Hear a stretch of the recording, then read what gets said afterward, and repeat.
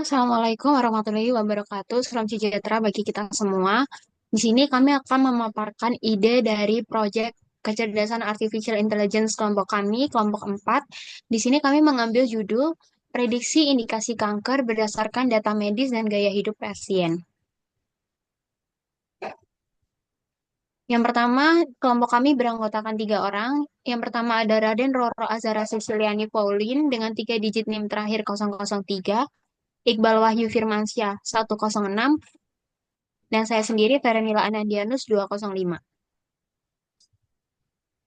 Yang pertama, latar belakang dari kami mengambil judul ini adalah yang pertama, kanker adalah penyakit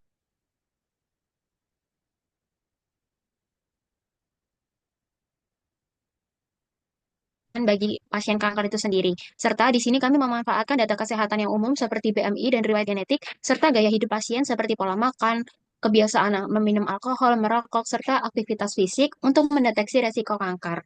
Di sini kami menggunakan 2 model, yaitu ada decision tree dan random forest.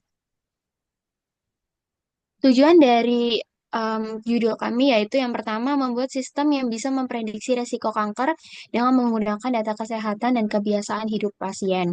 Yang kedua, untuk membandingkan 2 metode prediksi yaitu yang pertama decision tree dan yang kedua adalah random forest untuk melihat model mana yang lebih akurat. Dan yang terakhir adalah untuk mengetahui faktor-faktor utama yang meningkatkan resiko kanker. Manfaat dari pengaplikasian proyek ini yaitu yang pertama adalah mampu untuk memprediksi risiko kanker lebih dini menggunakan data kesehatan serta pola hidup pasien. Yang kedua, mengetahui bagaimana model decision tree dan random forest dalam memprediksi indikasi kanker. Dan yang terakhir adalah untuk mengetahui faktor-faktor utama yang paling signifikan dalam menyebabkan kanker. Baik, selanjutnya adalah flowchart bagaimana kami melakukan proyek kali ini. Yang pertama kami menentukan ide, yang mana ide dalam proyek ini yakni membuat machine learning untuk menentukan bahwa pasien tersebut terdiagnosis kanker ataupun tidak. Selanjutnya kami melakukan data collecting terhadap ide tersebut, yang mana kami mencari data-data yang relevan untuk kami analisis. Selanjutnya, kami melakukan data preprocessing, yang mana dalam tahapan kali ini kami melakukan data cleaning, seperti mengisi nilai nol atau menghapusnya, menghapus duplikat, ataupun mengatasi outlier, dan juga kami melakukan EDA untuk memahami pola-pola yang ada dalam dataset ini, sehingga dapat mengetahui fitur mana saja yang sangat berkorelasi dalam untuk menentukan diagnosis. Selanjutnya, dataset splitting. yakni setelah kami melakukan preprocessing, kami membagi dataset tersebut menjadi 2 bagian, yakni 70% untuk data train dan 30% untuk data test. Yang mana kami menggunakan metode random train test split. Selanjutnya, model training. Dalam tahapan ini, kami melatih model menggunakan data train yang sudah kami split tadi. Kami memilih model random forest dan juga decision tree. Selanjutnya, model evaluation. Setelah model tersebut kami training, kami melakukan evaluasi terhadap model tersebut dengan menggunakan data test.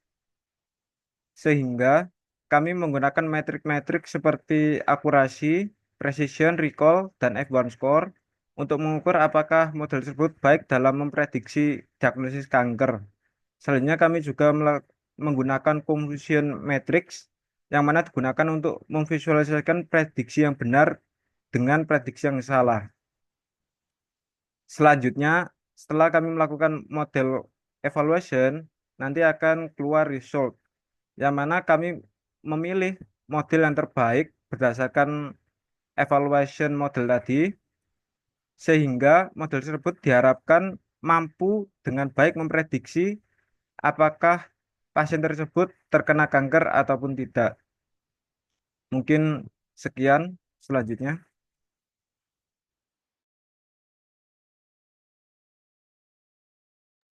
Lalu untuk datasetnya sendiri, kami mengambil dari sebuah platform bernama Kaggle, dan kami mencari dataset yang berhubungan dengan proyek kami. Dalam dataset ini berisi informasi medis dan gaya hidup dari 1.500 pasien yang menyediakan data yang memungkinkan untuk mengeksplorasi hubungan antara berbagai faktor risiko dan kejadian kanker. Dalam dataset tersebut ada beberapa fitur, yaitu ada 9. Yang pertama ada age, yang tipe datanya integer, yang menunjukkan usia pasien. Lalu ada gender, yang berupa variabel biner, yang menunjukkan jenis kelamin pasien, di mana 0 menunjukkan laki-laki dan 1 menunjukkan perempuan. Lalu ada body mass index, yang berupa nilai kontinu yang menunjukkan indeks massa tubuh pasien. Lalu ada smoking, yang berupa variabel biner yang menunjukkan apakah pasien seorang perokok, di mana 1 menunjukkan pasien merokok dan 0 tidak merokok. Lalu ada genetic risk, berupa variabel kategori yang menunjukkan tingkat resiko genetik pasien untuk kanker dengan 0 untuk resiko rendah, 1 untuk resiko sedang, dan 2 untuk resiko tinggi. Lalu ada physical activity, yang berupa nilai kontinu yang menunjukkan jumlah jam aktivitas fisik yang dilakukan per minggu dengan rentang 0 hingga 10 jam. Lalu ada alcohol intake, yang berupa nilai kontinu dengan rentang 0 hingga 5 unit. Lalu ada cancer history yang berupa variabel biner di mana 0 tidak ada riwayat dan 1 berarti ada. Lalu ada diagnosis yang berupa variabel target biner yang menunjukkan status diagnosis di mana 0 tidak ada kanker dan 1 berarti terdiagnosis kanker. Selanjutnya, yaitu ada rencana output dari proyek kami. Yang pertama ada visualisasi data yang berupa grafik seperti heat map, histogram, dan box plot untuk menampilkan distribusi data dan hubungan antar fitur serta variabel target. Lalu ada evaluasi kinerja model dengan metrik akurasi, presisi, recall, dan event score untuk menunjukkan kualitas prediksi model dan kelayakan penerapannya.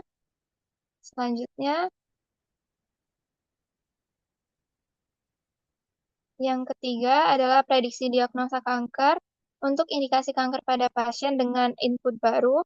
Lalu ada interpretabilitas model, yaitu analisis fitur utama dengan feature importance pada random forest untuk mengetahui fitur-fitur yang paling mempengaruhi prediksi. Baik, selanjutnya ini adalah referensi yang kami ambil dalam melakukan proyek kali ini, yang mana kami mengambil 3 referensi dari jurnal. Selanjutnya, oke, baik. Sekian terima kasih. Sekian presentasi dari kelompok kami. Apabila ada kurang lebihnya, mohon maaf. Wassalamualaikum warahmatullahi wabarakatuh.